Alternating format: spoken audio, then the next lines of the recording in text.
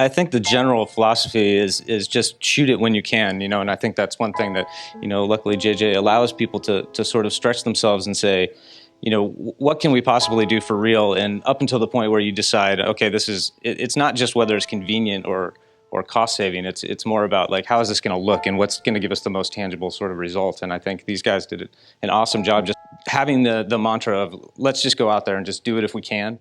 What you brought me today is worth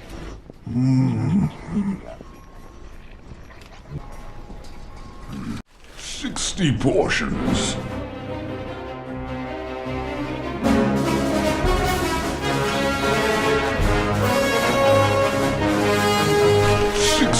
Portions. There are 110 creatures and droids in the film. The whole idea that we wanted to do was to try and make the creatures and the droids not a special effect, but to be just part of the Star Wars world. It was the very first thing that we ever engaged with on the project. When I first met with Rick Carter, Maz was a burning issue. Trying to find a design for Maz was a very important first place to start. And it's an incredibly difficult thing to do because at one end of the scale, in many ways, we have such iconic characters like Yoda.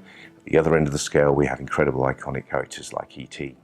And from my perspective and from our concept designers, as you move the physical form around, you inevitably end up moving either to one end or to the other. I would say it took over 8 months before we had a eureka moment with JJ, where I think that everybody that walked into the room saw the design of Maz and went, that's it. Han Solo! Lupita could actually perform as a normal human, which suddenly released her, and we could actually composite that as she was performing on the motion capture stage in real time.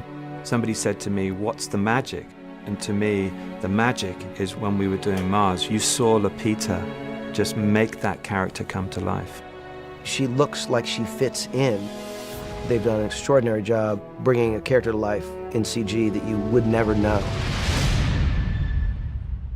Even in the spaces that didn't truly exist, we were basing them around a real location. There was a lot of research on behalf of the guys, the various teams on why they made certain choices on the original movie. Mm-hmm. Fortunately, we were lucky to have, the Dennis Murans and the Scott Farrars around, and we'd talk to them about why they made certain choices at certain times and what they were actually aiming for at that time.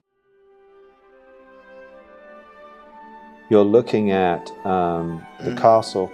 Well, it's not a castle there. The castle is completely made up by us, but the actual environment around it is based around a lake in the Lake District.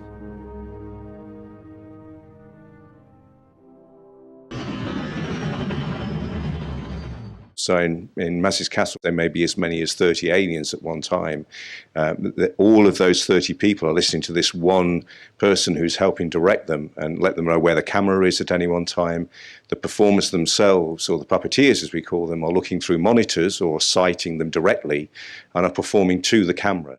It's a huge bit of theatre, and so that helps everybody get into the idea of what they are, and that means that when we show JJ the characters, he doesn't. Hopefully, we're showing him not these sort of static, lifeless things that are on a sort of catwalk. We're showing him characters in their own right. The notion of a woman at the center of the story was always something that was compelling to me and exciting. And not necessarily human, but female characters in the story. So Lupita playing Maz Kanata, who is the voice of Force wisdom in the story, just felt like one of the things we knew we wanted to do and make the film look and feel, dear child, more the way the world looks and feels. I see your eyes. You already know the truth. Feel it. The light. It calls to you.